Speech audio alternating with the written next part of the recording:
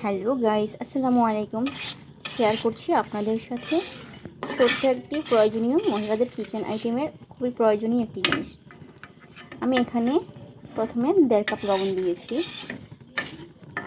8টি শুকনো মরিচ দিয়েছি,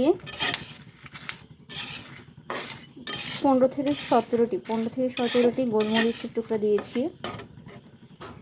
তারপরে এখানে একটু জিরা দিব একটা ফ্লেভারের জন্য। দেখতে পারতেছেন, একটু গোলমরিচ, একটু জিরা, একটু লং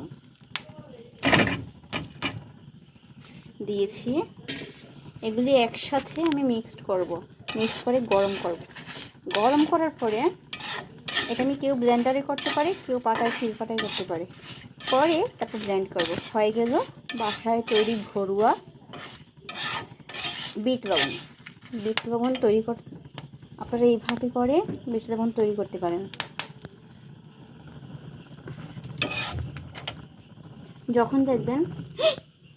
যখন দেখবেন লবণটার কালার চেঞ্জ হয়ে এসেছে, এলাচি দিয়েছো কেন মামনি? ফ্লেভারের জন্য একটু এলাচি দেওয়া যেতে পারে। লবণের কালার চেঞ্জ হয়ে আসছে, তখন উঠিয়ে ফেলবেন।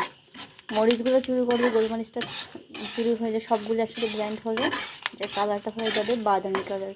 ঠিক বাজার থেকে ছাড়া, বাজারের মতোই হবে, ঘরোয়া উপায় এবং স্বাস্থ্যসম্মত উপায়ে। আপনারা যারা ধৈর্য ধরে ভিডিওটি দেখেছেন তাদেরকে অসংখ্য ধন্যবাদ। সম্পূর্ণ ভিডিওটি দেখার পরে ভালো সুন্দর একটা কমেন্ট করবেন, কারণ আপনাদের কমেন্টস আমাকে আরও উৎসাহিত করে।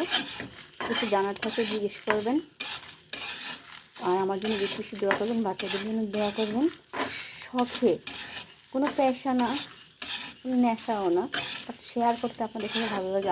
আমার দ্বারা যদি কারো উপকার হয়, শেয়ার করতে ভালো লাগে, এই জন্য আপনাদের কাছে শেয়ার করা। এখন আমি এটা বেটে প্রয়োজনে পরবর্তী আরেকটা ভিডিও দিব। এটা বিজ্ঞাপনটা কীরকম হয়েছে সে দেখার জন্য, একদম নতুনদের জন্য এই ভিডিওটা।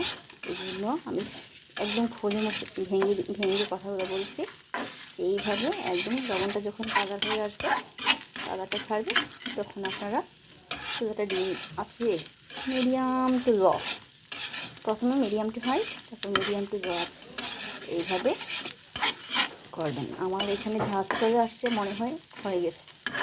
আজকের ভিডিওটি এই পর্যন্তই। আসসালামু আলাইকুম ওয়া রাহমাতুল্লাহি ওয়া বারাকাতুহু।